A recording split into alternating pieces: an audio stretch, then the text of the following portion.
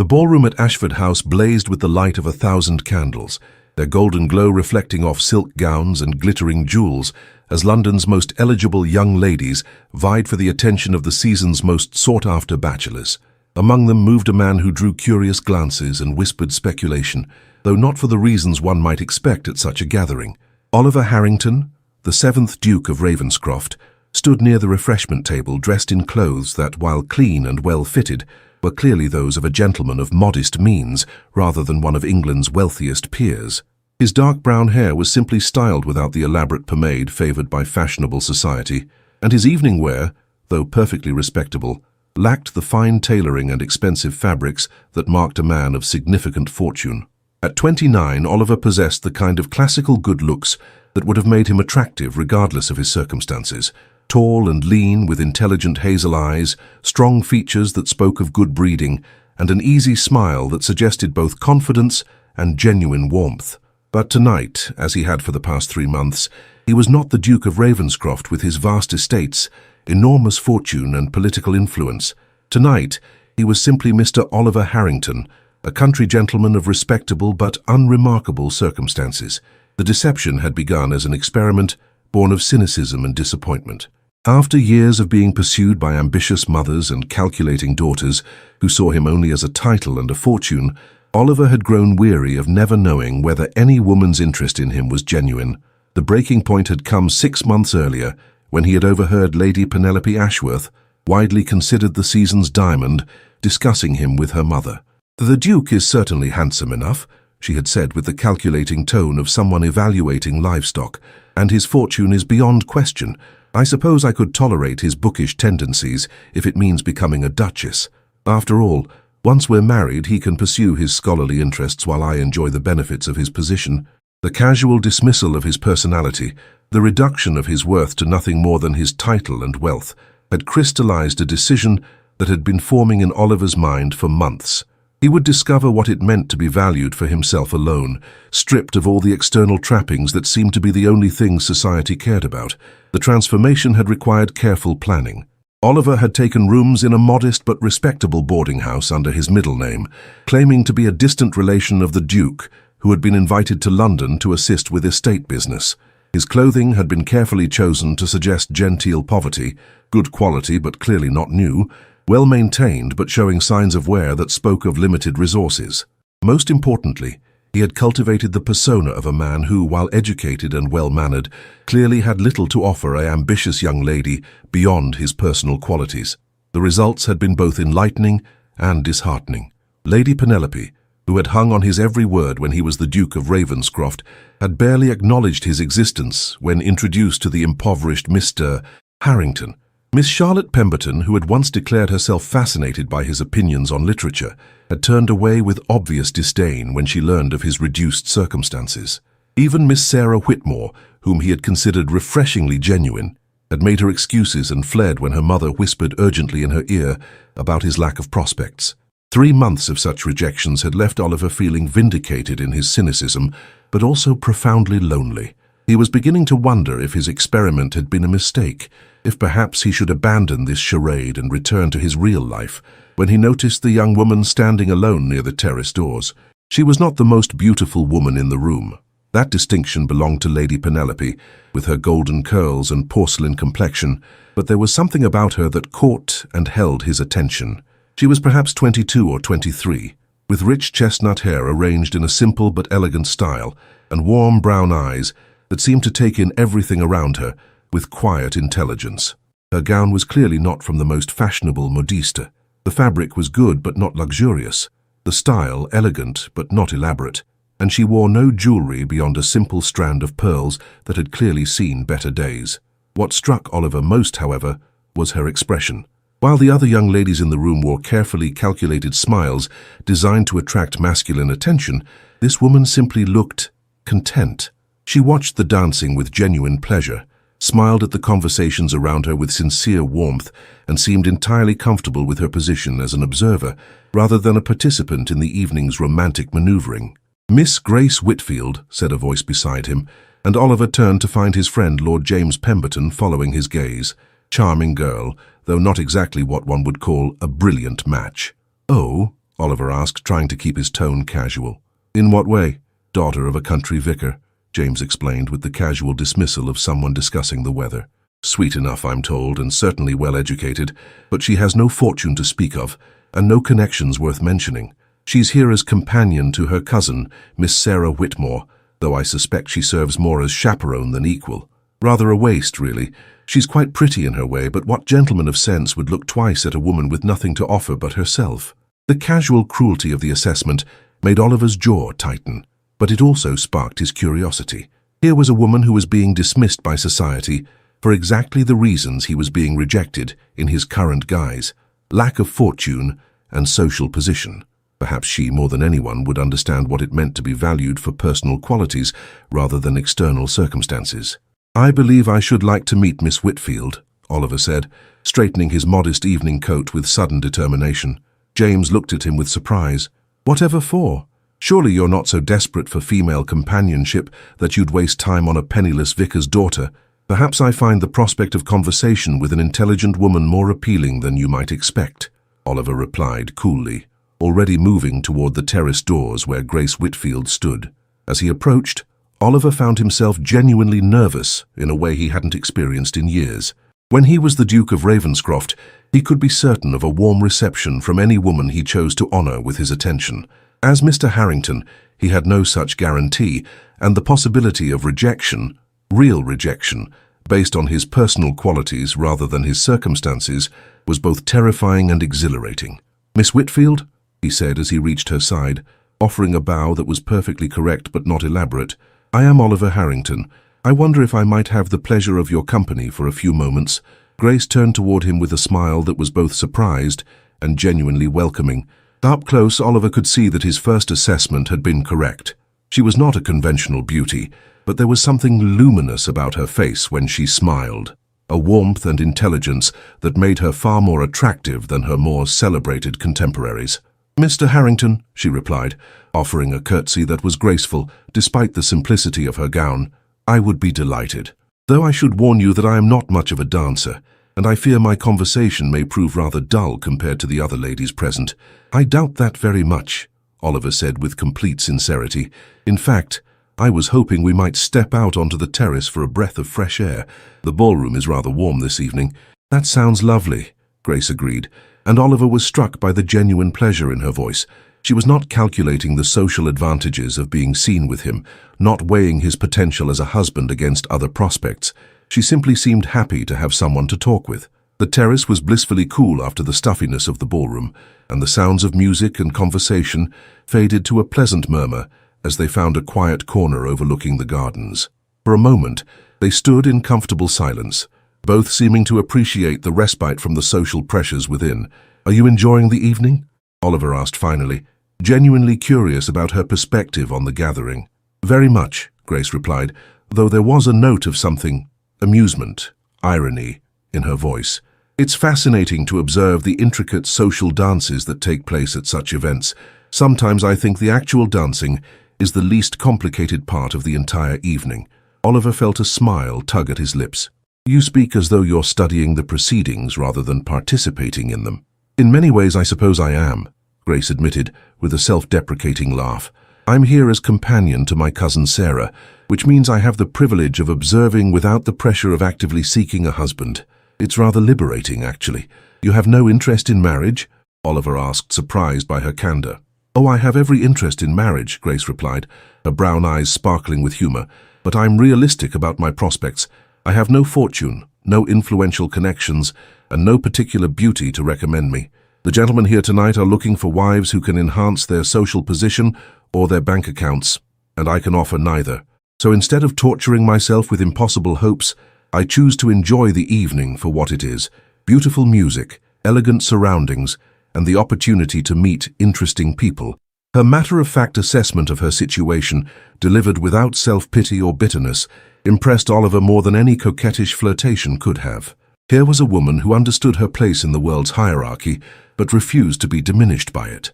Perhaps, he said carefully, the gentlemen here tonight are looking for the wrong things in a wife. Perhaps, Grace agreed with a smile that suggested she found his idealism charming but naive. But we cannot change the world simply by wishing it were different. We must work within the circumstances we're given and find happiness where we can. And where do you find happiness, Miss Whitfield? Grace considered the question seriously, her gaze drifting over the moonlit gardens. In books, primarily. In long walks through the countryside near my father's parish. In conversations with people who have something interesting to say. In small acts of kindness that make someone's day a little brighter. In the satisfaction of being useful, even in modest ways. Those sound like excellent sources of happiness, Oliver said, meaning it completely. Far more reliable than the things most people pursue. Wealth, status, the approval of society. "I speak as though you have some experience with disappointment in those areas," Grace observed, her perceptive brown eyes studying his face. "Have you found that wealth and status do not bring the satisfaction one might expect?" Oliver paused, caught off guard by her insight. In his current guise as a man of modest means, he should not have spoken with such authority about the limitations of wealth and position. That is, I have observed that those who possess such advantages do not always seem particularly content with their lives." "A wise observation," Grace said, accepting his explanation without pressing for details. "I think perhaps contentment comes more from knowing oneself and living according to one's values than from external circumstances." "And what are your values, Miss Whitfield?" Oliver asked, genuinely curious about this remarkable woman who seemed so different from every other lady of his acquaintance. "Honesty, kindness, the importance of treating all people with dignity regardless of their station in life," Grace replied without hesitation. "The belief that intelligence and character matter more than birth or fortune. The conviction that we have a responsibility to use whatever gifts we possess in service of others." "Those are admirable principles," Oliver said, feeling something shift in his chest as he listened to her speak. "Do you find it difficult to maintain them in a world that often seems to value very different things?" "Sometimes," Grace admitted, "but I would rather be true to myself and face the consequences than compromise my beliefs for the sake of social acceptance. What about you, Mr. Harrington? What principles guide your life?" The question forced Oliver to confront the contradiction at the heart of his current deception. How could he speak of honesty while living a lie? How could he claim to value authenticity while presenting a false version of himself to the world? "I believe," he said slowly, choosing his words carefully, "that people should be valued for who they are rather than what they possess. I believe that genuine connection between human beings is more precious than any material advantage, and I believe that sometimes we must take risks to discover what truly matters in life." "Those are beautiful sentiments," Grace said softly, "though I suspect they might be easier to hold in theory than to practice in reality." "Perhaps," Oliver agreed, "but surely the attempt is worthwhile, even if we sometimes fall short of our ideals." They talked for another hour, their conversation ranging from literature to philosophy to their observations about human nature. Oliver found himself more engaged, more intellectually stimulated than he had been in months. Grace possessed not only intelligence, but wisdom, not only education, but genuine insight into the complexities of human behavior. More than that, she listened to his opinions with real attention, challenged his assumptions with gentle humor, and offered perspectives that made him see familiar topics in entirely new ways. "I should return to my cousin," Grace said finally, glancing toward the ballroom where the evening's festivities were beginning to wind down. "She'll be wondering where I've disappeared to." "Of course," Oliver said, though he was reluctant to end their conversation. "Miss Whitfield, I wonder, that is, would you perhaps be willing to receive callers? I should very much like to continue our discussion at a more appropriate time." Grace's smile was warm but tinged with something that might have been regret. "Mr. Harrington, you are very kind, but I think you should know that I am not in a position to entertain suitors. My circumstances are quite modest, and I would not want to encourage expectations that could not be fulfilled." "I am not asking as a suitor seeking an advantageous match," Oliver said with complete honesty. "I am asking as someone who has enjoyed your conversation immensely and would like the opportunity to know you better, as a friend." "A friend?" Grace repeated, her expression suggesting that the concept was both appealing and unusual in her experience. "A friend," Oliver confirmed. "Someone to talk with about books and ideas, to walk with in the park, to share observations about the absurdities of social life. Nothing more complicated than that." Grace studied his face for a long moment, as if trying to determine whether his offer was genuine. "I would like that very much," she said finally. "Though I should warn you that my social calendar is not exactly crowded with engagements. You may find my company rather dull after the excitement of London society. I seriously doubt that, Oliver replied with a smile that was entirely genuine. In fact, I suspect I may find your company the most interesting thing about London society. As they made their way back into the ballroom, Oliver felt a lightness in his chest that he hadn't experienced in years. For the first time since beginning his experiment in anonymity, he had found someone who seemed to value him for his personal qualities rather than his external circumstances. The irony, of course, was that his circumstances were not what they appeared to be, and eventually he would have to confront the deception that lay at the heart of their growing friendship. But for now, he chose to focus on the genuine connection he had felt with Grace Whitfield, the sense that he had finally met someone who might understand what it meant to be valued for one's true self, rather than one's position in society's hierarchy. The question that remained was whether that connection could survive the revelation of his true identity, or whether Grace would prove to be as susceptible to the lure of wealth and title as every other woman he had known. The courtship of friendship. The morning after the Ashford House ball, Oliver found himself pacing his modest lodgings with an energy that had nothing to do with the strong coffee he had consumed with breakfast. For the first time in months, he was genuinely looking forward to something. The prospect of calling on Grace Whitfield and continuing the conversation that had captivated him the previous evening. His rooms in Mrs. Henderson's respectable boarding house were a far cry from the opulent ducal mansion in Mayfair that was his true residence. The sitting room was small but clean, furnished with pieces that had seen better days but were well maintained. The bedroom was barely large enough for a single bed and wardrobe, and he shared washing facilities with the other gentlemen lodgers. It was, he reflected, probably similar to the accommodations Grace herself might have if she were living independently, rather than as a companion to her cousin. The thought of Grace's circumstances sobered him. While his own modest living situation was a temporary masquerade, hers was genuine reality. She truly was a vicar's daughter with no fortune and limited prospects, making her way in a world that offered few opportunities for women in her position. The fact that she maintained such grace and dignity despite these limitations only increased his admiration for her. At precisely 2 o'clock, the fashionable hour for afternoon calls, Oliver presented himself at the Whitmore residence in Grosvenor Square. The house was elegant but not ostentatious, suggesting a family of comfortable but not excessive means. The butler who answered the door looked him over with the kind of professional assessment that could categorize a visitor's social standing at a glance. "Mr. Oliver Harrington to see Miss Grace Whitfield," Oliver announced, presenting his card, carefully printed without any reference to his ducal title. "I shall inquire whether Miss Whitfield is receiving visitors," the butler replied, with the neutral courtesy reserved for callers of uncertain status. "Please wait here." Oliver was shown into a drawing room that confirmed his assessment of the Whitmore family's circumstances. The furnishings were of good quality but not luxurious. The artwork pleasant but not valuable. The overall effect comfortable rather than impressive. It was the home of a family that lived well within their means without any pretension to grandeur. "Mr. Harrington," Grace's voice came from the doorway, and Oliver turned to find her entering the room with the same warm smile that had captivated him the previous evening. She was dressed in a simple morning gown of pale blue that complemented her coloring perfectly, her chestnut hair arranged in a style that was both elegant and practical. "Miss Whitfield," Oliver replied, offering a bow that expressed both respect and pleasure at seeing her again. "Thank you for receiving me. I hope I'm not intruding on your afternoon." "Not at all," Grace assured him, gesturing for him to take a seat, while she settled herself in a chair positioned at a proper distance for social conversation. "I was just finishing some correspondence for my cousin, but nothing that cannot wait. How are you finding London? I imagine it must be quite different from country life."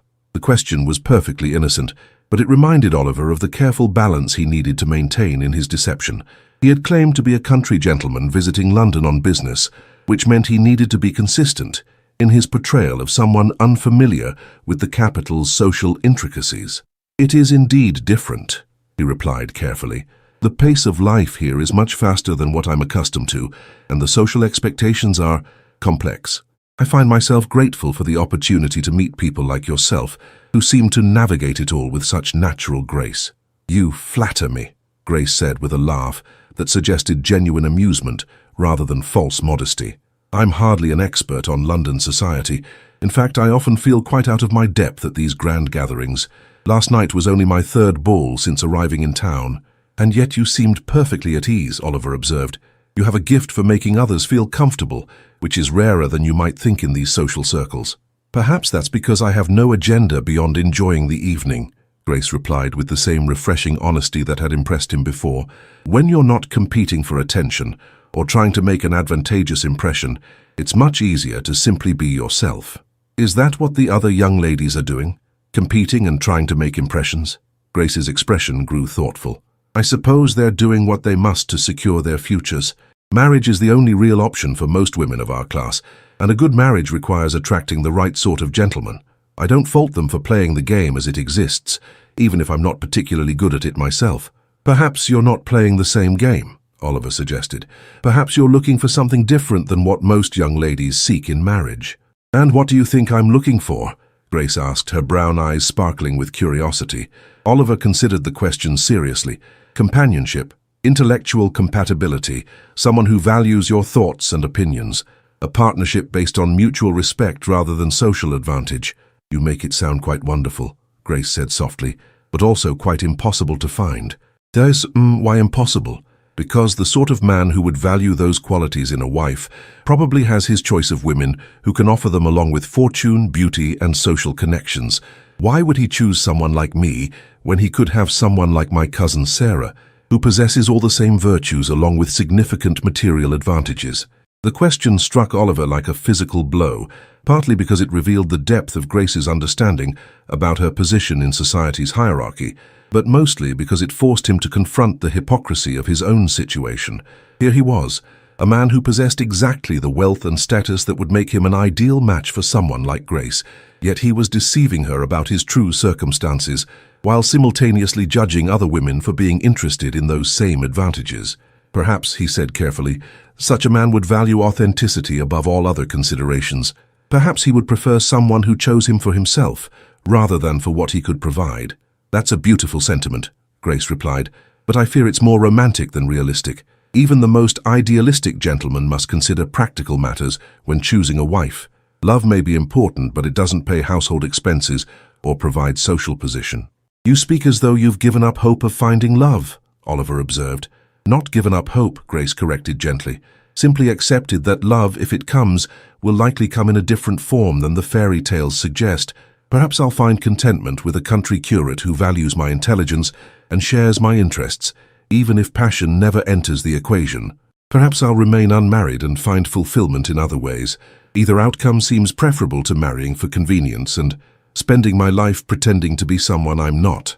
The conversation continued for another hour, ranging across topics from literature to philosophy to their observations about human nature. Oliver found himself increasingly impressed by Grace's intelligence, her insight, and her ability to discuss complex subjects with both knowledge and nuance. More than that, he was charmed by her sense of humor, her kindness, and her complete lack of artifice. When he finally took his leave, promising to call again if she would permit it, Oliver felt both exhilarated and troubled.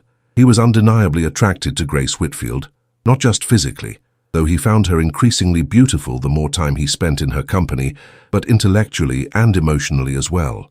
She possessed all the qualities he had been seeking in a wife: intelligence, integrity, warmth, and the ability to see beyond surface appearances to the person beneath. The problem was that his entire relationship with her was built on a deception.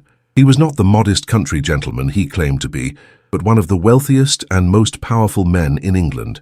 When she spoke of valuing authenticity, of preferring someone who would choose her for herself, rather than for material advantages, she was unknowingly describing exactly the test he was subjecting her to, and she was passing it brilliantly. But what would happen when the truth came out? Would Grace understand that his deception had been motivated by a desire to find genuine love rather than calculated advantage? Or would she see it as a cruel manipulation, a betrayal of the trust she had placed in him? Over the following weeks, Oliver found himself caught in an increasingly complex web of emotions and ethical dilemmas. He called on Grace regularly, and their friendship deepened into something that felt dangerously close to love. They took walks in Hyde Park, attended lectures at the Royal Institution, and spent long afternoons discussing books and ideas with the kind of intellectual intimacy Oliver had never experienced with another person. Grace, for her part, seemed to genuinely enjoy his company.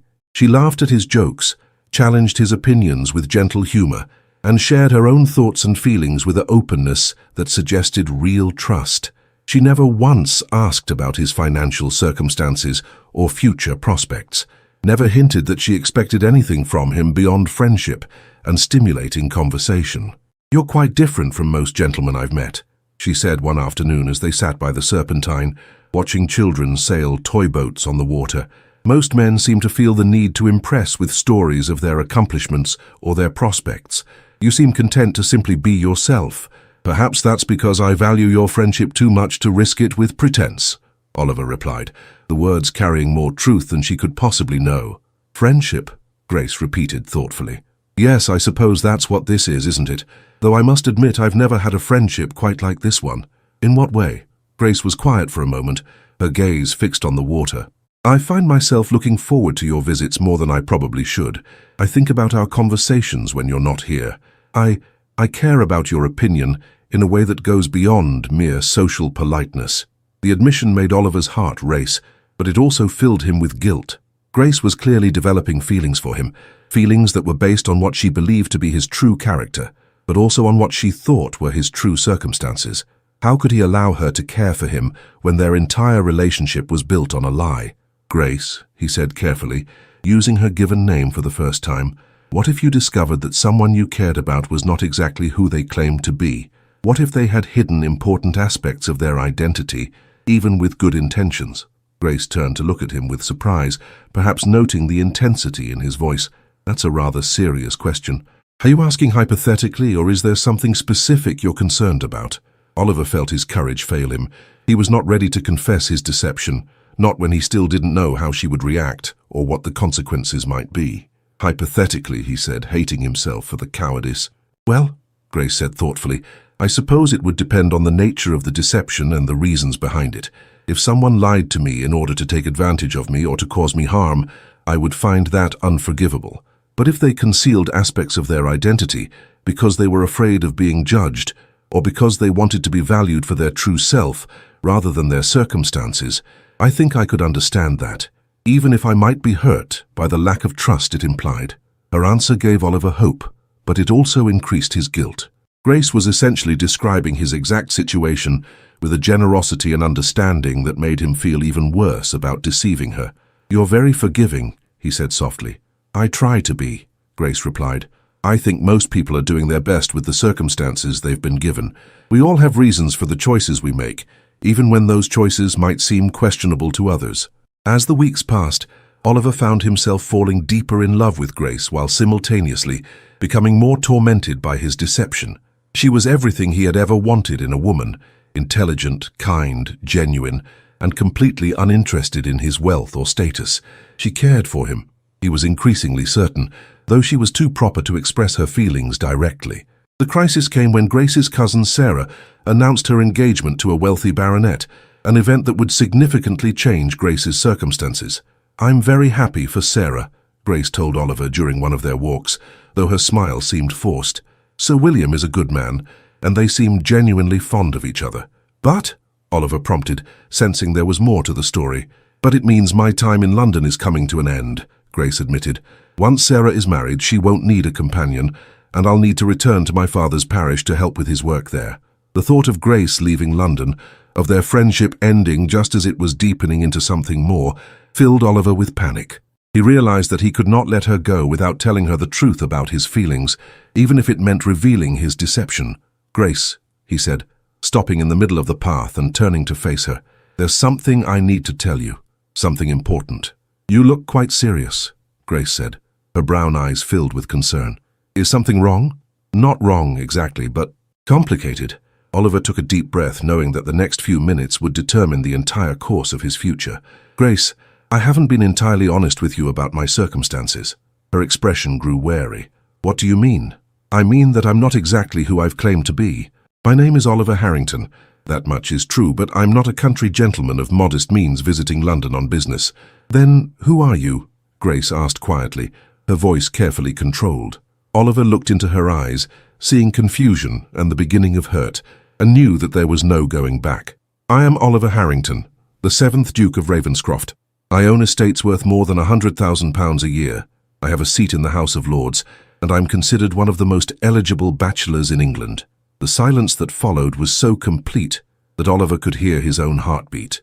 Grace stared at him, as if he had suddenly transformed into a completely different person, which he supposed he had. "You're a duke," she said finally, her voice barely above a whisper. "Yes. And you've been pretending to be poor." "Yes. For 3 months." "Yes." Grace turned away from him, her hands clasped tightly in front of her as she struggled to process what he had told her. When she spoke again, her voice was steady but cold. "Why?" The single word carried a weight of hurt and betrayal that made Oliver's chest tighten with guilt. "Because I wanted to know what it felt like to be valued for myself rather than my title and fortune. Because I was tired of being pursued by women who saw me only as a means to social advancement. Because I wanted to find someone who would choose me for who I am rather than what I possess. And you thought lying to me was the way to accomplish that. I hoped that if I could find someone who cared for me without knowing about my wealth and status, then I could be certain that their feelings were genuine." Grace turned back to face him, and Oliver was shocked to see tears in her eyes. "And what about my feelings, Your Grace? What about the fact that I trusted you, opened my heart to you, allowed myself to care for you? Did it never occur to you that your deception might hurt me?" "Grace, please." "No," she said firmly, stepping back when he tried to move closer.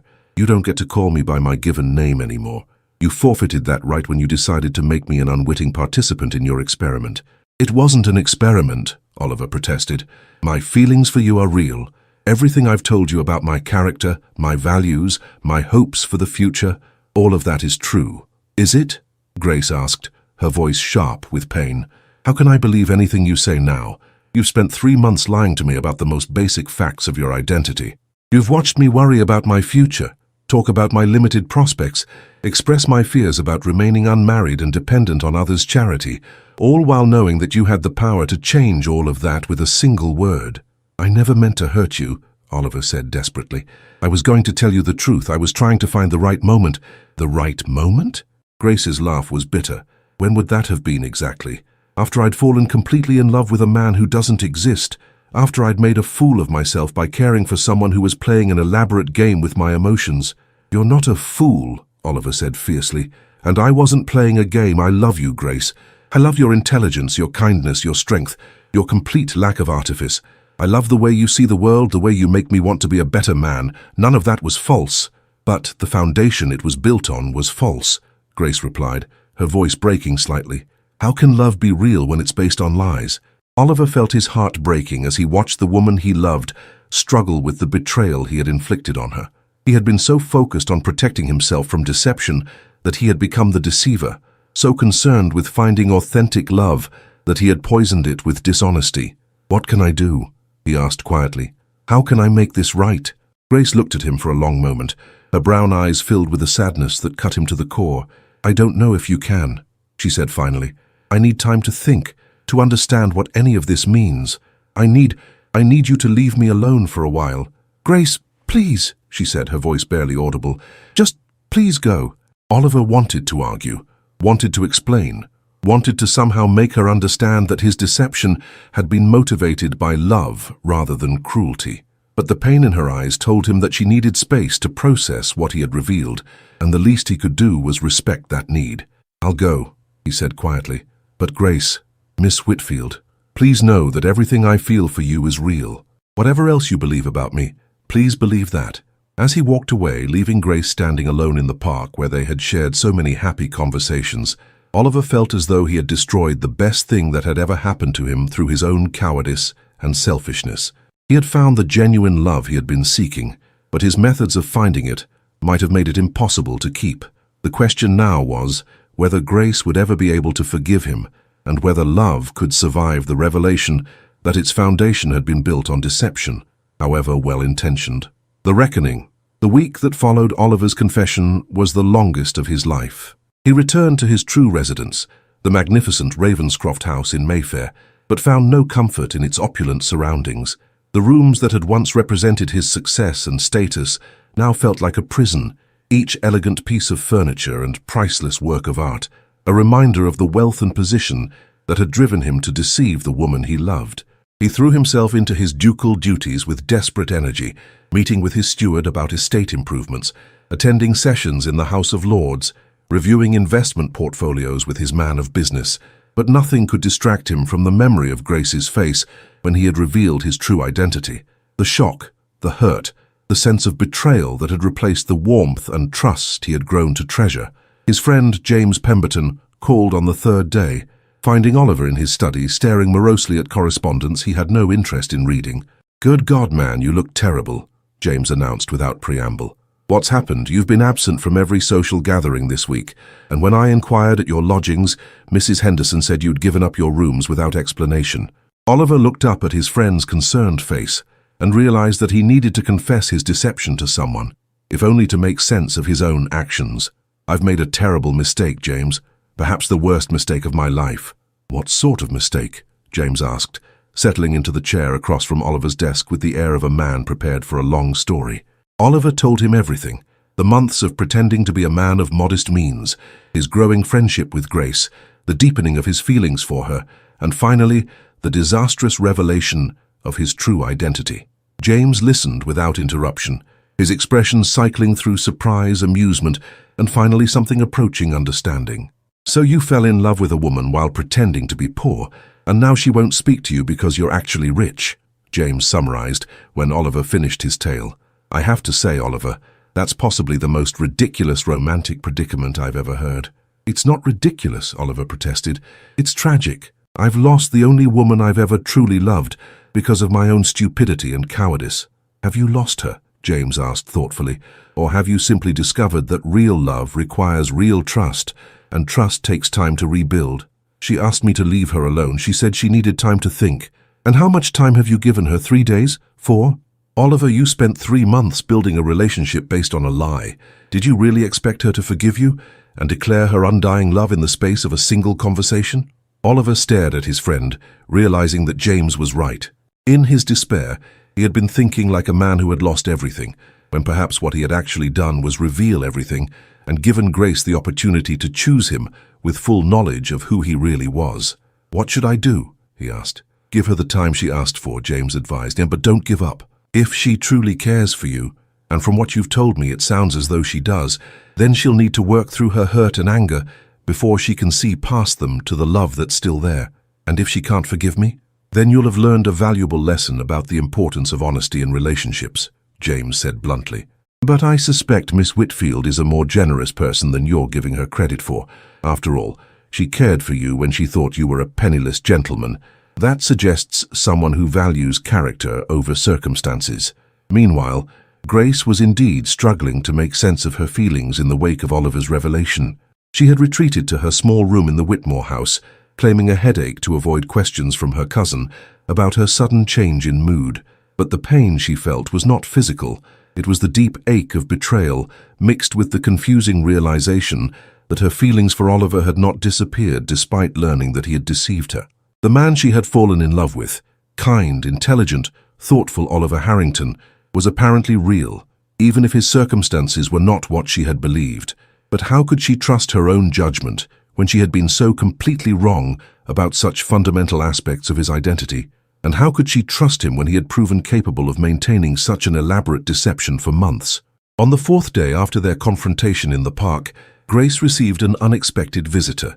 Lady Margaret Pemberton, James's wife, and one of the few members of the ton whom Grace had found genuinely kind during her time in London, was announced just as Grace was finishing her morning correspondence. "Lady Pemberton," Grace said with surprise, rising to greet her visitor. "What an unexpected pleasure. I hope you're well."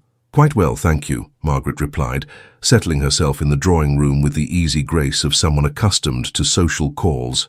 "Though I must confess, I'm here on a rather delicate mission. I understand you've become acquainted with a particular gentleman who is a dear friend of my husband's." Grace felt her cheeks warm with embarrassment. "If you're referring to Mr. Harrington, that is, His Grace the Duke of Ravensmoor, I'm afraid that acquaintance has recently come to an end." "So I understand," Margaret said gently, "and I can imagine how shocked and hurt you must have been to discover that he had not been entirely honest about his identity. Did he send you here?" Grace asked, her voice sharper than she intended. "Goodness, no. Oliver has no idea I'm calling on you. In fact, I suspect he would be mortified if he knew. But I've watched him these past few days, and I've never seen a man more miserable." Whatever his faults in this situation, I can assure you that his feelings for you are genuine. How can you be certain of that? Grace asked, her voice barely above a whisper. Because I've known Oliver Harrington since we were children, Margaret replied. I've watched him navigate the marriage mart for years, pursued by ambitious mothers and calculating daughters who saw only his title and fortune. I've seen him grow cynical about the possibility of finding genuine affection, watched him retreat from emotional connections because he could never be certain of anyone's true motives. Margaret paused, studying Grace's face with compassionate eyes. What he did was wrong, Miss Whitfield. I don't excuse his deception, and I understand why you feel betrayed. But I also understand why he felt the need to discover whether someone could care for him without knowing about his wealth and status. He's been hurt before by women who claimed to love him, but abandoned him the moment they found someone with greater prospects. That doesn't justify lying to me, Grace said, though her voice lacked conviction. No, it doesn't, Margaret agreed. But it might explain why a fundamentally honest man made such a dishonest choice. He was trying to protect his heart, even though he ended up risking yours in the process. Grace was quiet for a long moment, processing Margaret's words. What am I supposed to do with this information, Lady Pemberton? How am I supposed to trust someone who proved capable of such elaborate deception? I don't know, Margaret admitted. That's a decision only you can make. But I will say this, in all the years I've known Oliver, I've never seen him as happy as he was during these past months. Whatever else his deception accomplished, it allowed him to discover what it felt like to be valued for his personal qualities rather than his external advantages. And it allowed you to know the real man beneath the title and fortune. After Margaret left, Grace found herself more confused than ever. Part of her wanted to cling to her anger, to nurse her sense of betrayal and use it as protection against further hurt. But another part of her, the part that had fallen in love with Oliver's kindness, intelligence, and genuine warmth, whispered that perhaps Margaret was right. Perhaps Oliver's deception, while wrong, had been motivated by vulnerability rather than cruelty. The turning point came when Grace received a letter delivered by a footman she didn't recognize. The paper was expensive but not ostentatious, and the handwriting was unmistakably Oliver's.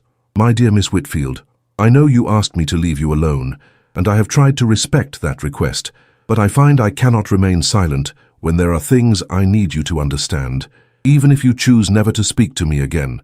First, I want you to know that I have ended my masquerade completely.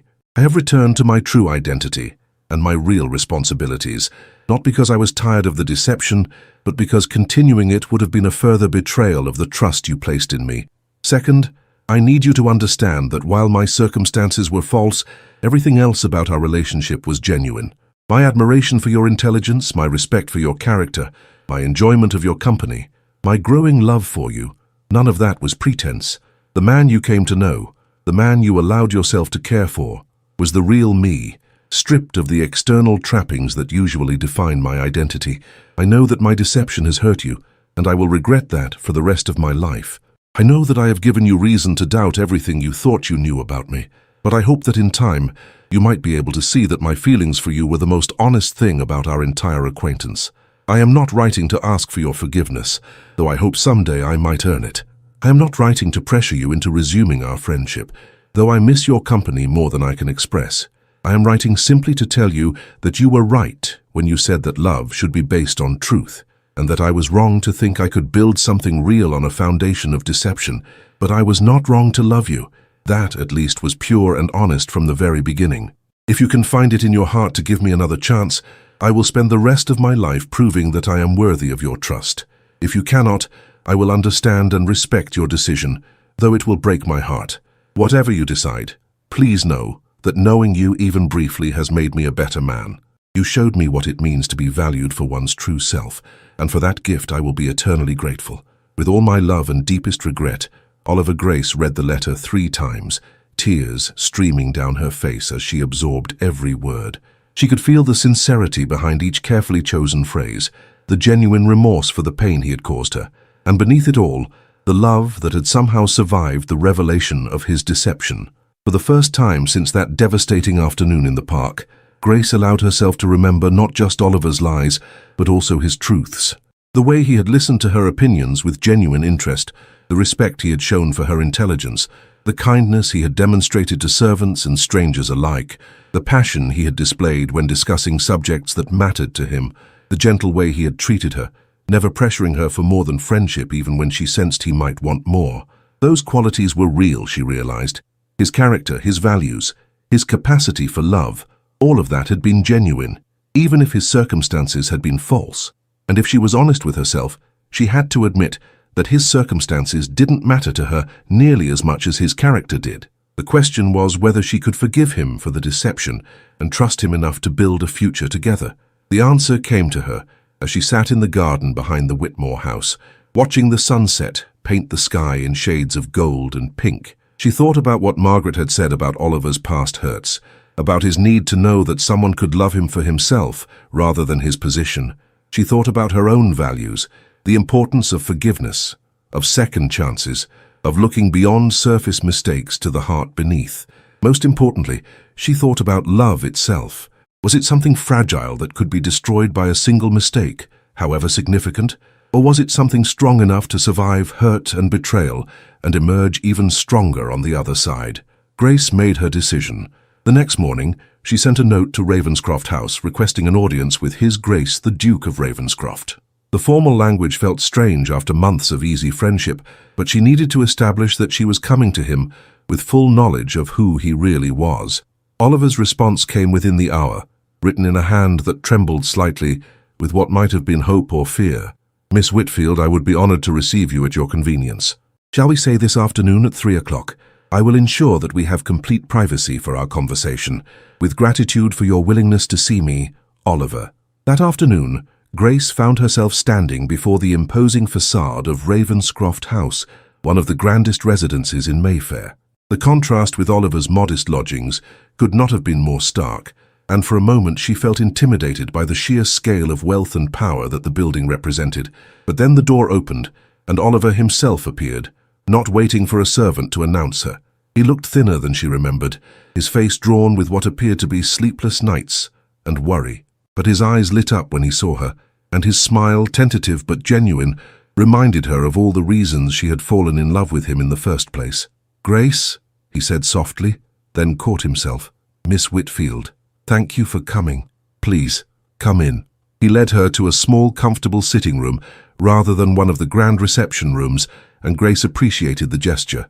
This was clearly his private space, filled with books and personal mementos rather than formal furniture designed to impress visitors. "How are you?" Oliver asked, as they settled into chairs positioned close enough for conversation, but far enough apart to maintain propriety. "I've been better," Grace admitted honestly, "but I've also been thinking. About us, about what happened, about what it all means." "And what conclusions have you reached?" Oliver asked, his voice carefully neutral despite the hope she could see in his eyes. "I've concluded that you were wrong to deceive me," Grace said firmly. "It was a betrayal of trust and it caused me real pain. I won't pretend otherwise." Oliver's face fell, but he nodded. "I understand." I'm not finished," Grace interrupted gently. "I've also concluded that your deception, while wrong, was motivated by vulnerability rather than malice. You were trying to protect yourself from being hurt, even though you ended up hurting me instead." "That doesn't excuse it," Oliver said quietly. "No, it doesn't excuse it, but it does explain it. And explanation is the first step toward forgiveness." Grace took a deep breath, knowing that her next words would determine the entire course of their future. "Oliver, I've spent the past week trying to separate the man I fell in love with from the lies he told me. And what I've discovered is that the man I love is real, even if his circumstances weren't what I believed them to be." Oliver's eyes widened with something that might have been hope. "Grace, I love your kindness, your intelligence, your passion for justice and improvement. I love the way you listen to my opinions as though they matter, the way you treat all people with dignity, regardless of their station. I love your sense of humor, your curiosity about the world, your commitment to using your advantages in service of others. None of those qualities were false, were they?" "No," Oliver whispered. "None of them were false." "Then perhaps we can build something real on that foundation," Grace said softly. "If you're willing to promise me complete honesty going forward, if you're willing to trust me with the truth, even when it's difficult or complicated." "I promise," Oliver said fervently, rising from his chair and moving to kneel beside hers. "Grace, I promise you complete honesty for the rest of my life. No more deceptions, no more half-truths, no more protecting myself at the expense of your trust."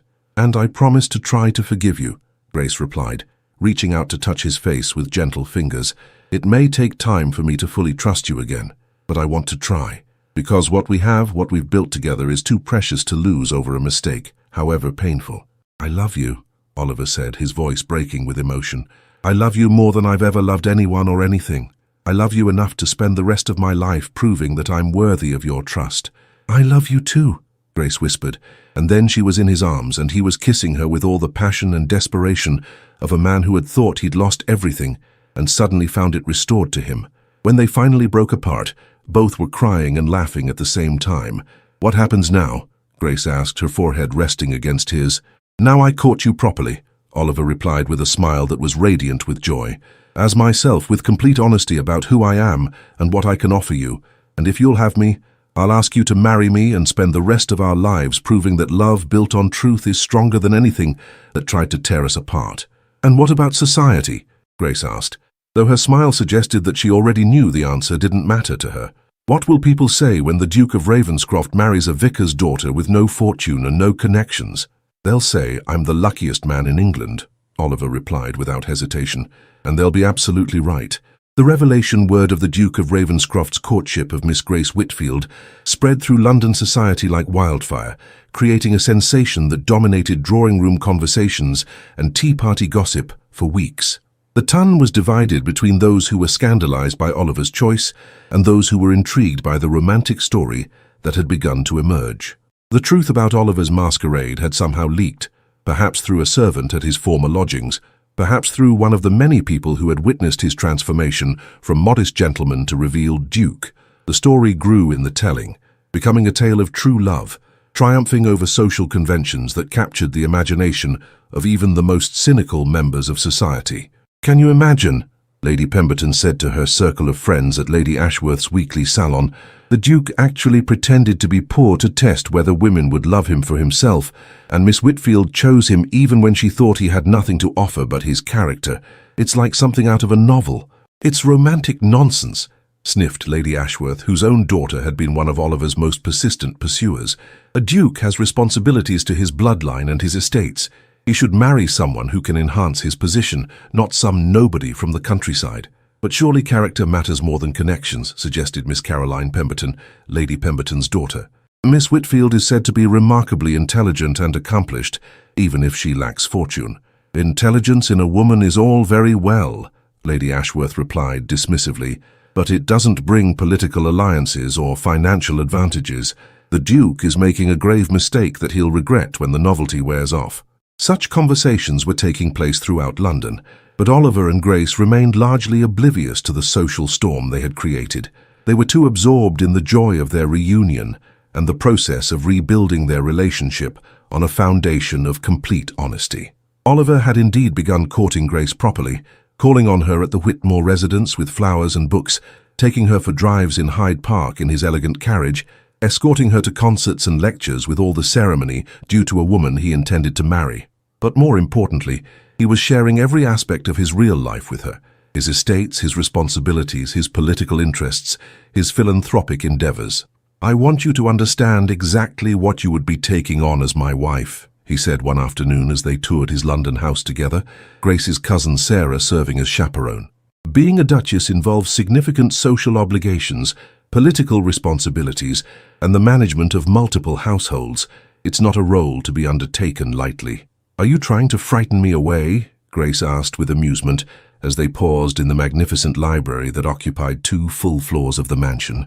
"I'm trying to ensure that you make an informed decision," Oliver replied seriously. "I won't have you feeling deceived again, even by omission. I want you to know exactly what our life together would entail." Grace moved to examine a first-edition volume of Shakespeare, running her fingers along the leather binding with reverence. "And what if I told you that the prospect of managing great households and hosting political dinners actually appeals to me? What if I said that I've always wanted the opportunity to use whatever talents I possess in service of something larger than myself? Then I would say that you're even more perfect for this role than I dared to hope," Oliver replied, moving to stand behind her. "But I would also want to ensure that you have opportunities to pursue your own interests as well. I've seen how your mind works, Grace. You have insights and capabilities that shouldn't be wasted on purely domestic concerns." "What are you suggesting?" I'm suggesting that we could be partners in every sense of the word. You could help me with estate management, with political strategy, with philanthropic initiatives. You could have a voice in decisions that affect thousands of people. You could make a real difference in the world. Grace turned to face him, her brown eyes bright with excitement. You would truly want that? A wife who involves herself in such matters? I would treasure it, Oliver said fervently. I've spent years making decisions in isolation, bearing the weight of responsibility alone. The prospect of sharing that burden with someone whose judgment I trust completely, it's more appealing than you can imagine. Their courtship progressed rapidly, both of them eager to formalize their commitment after the uncertainty and pain of their separation. Oliver proposed formally 3 weeks after their reconciliation, presenting Grace with a ring that had belonged to his grandmother. A simple but elegant sapphire surrounded by diamonds that complemented her eyes perfectly. "Miss Grace Whitfield," he said, dropping to one knee in the Whitmore drawing room, while Sarah and her mother watched with tears in their eyes. "Will you do me the extraordinary honor of becoming my wife? Will you share my life, my responsibilities, and my love for as long as we both shall live?" "Yes," Grace said through her tears, her voice strong and certain despite her emotion. "Yes, Oliver, I will marry you. I will be your partner in everything, your companion in all circumstances, your greatest supporter and most honest critic." The engagement was announced in the Times the following week, creating a fresh wave of speculation and commentary throughout society. But Oliver and Grace were too busy planning their future to pay much attention to the gossip surrounding their unconventional romance. They decided on a relatively small wedding to be held at Grace's father's church in the countryside, a choice that surprised many who expected a grand ceremony at Westminster Abbey, befitting a ducal wedding. But both Oliver and Grace preferred the intimacy and authenticity of being married in the place where Grace had grown up, surrounded by people who had known her all her life. "I want to marry you in front of people who love you for who you are," Oliver explained when Grace expressed concern about the modesty of the venue. "I want our wedding to reflect our values, not society's expectations." The ceremony took place on a perfect spring morning, with the small stone church filled with an interesting mixture of guests. Grace's father performed the service, his pride in his daughter evident as he spoke about the sacred nature of marriage and the importance of building a life together based on mutual respect and shared purpose.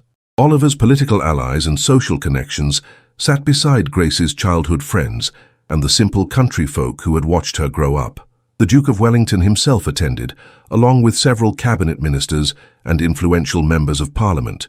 But they shared the pews with farmers, shopkeepers and village children who had been invited because Grace had taught them to read in her father's Sunday school. "Dearly beloved," Reverend Whitfield began, his voice carrying clearly through the packed church, "we are gathered here today to witness the union of two souls who have found in each other not just love, but partnership, not just affection, but purpose." As Grace walked down the aisle in her mother's wedding dress, carefully altered and updated but still carrying the weight of family history, Oliver felt his breath catch. She was radiant, not just with happiness, but with confidence and determination. This was not a woman being given away like property, but a woman choosing her destiny with full knowledge of what it entailed. "Do you, Oliver Harrington, take Grace to be your lawfully wedded wife, to have and to hold in sickness and in health, for richer and for poorer, for better and for worse, as long as you both shall live?" "I do," Oliver said, his voice strong and clear, his eyes never leaving Grace's face. "Do you, Grace Whitfield, take Oliver to be your lawfully wedded husband, to have and to hold in sickness and in health, for richer and for poorer, for better and for worse, as long as you both shall live?" "I do," Grace replied, her voice equally firm, her love and commitment evident to everyone present. The reception was held in the vicarage garden, with tables set up under flowering apple trees and simple but elegant refreshments prepared by the village women who had helped raise Grace. It was a far cry from the elaborate balls and formal dinners that usually marked ducal celebrations, but it perfectly reflected the values that had brought Oliver and Grace together.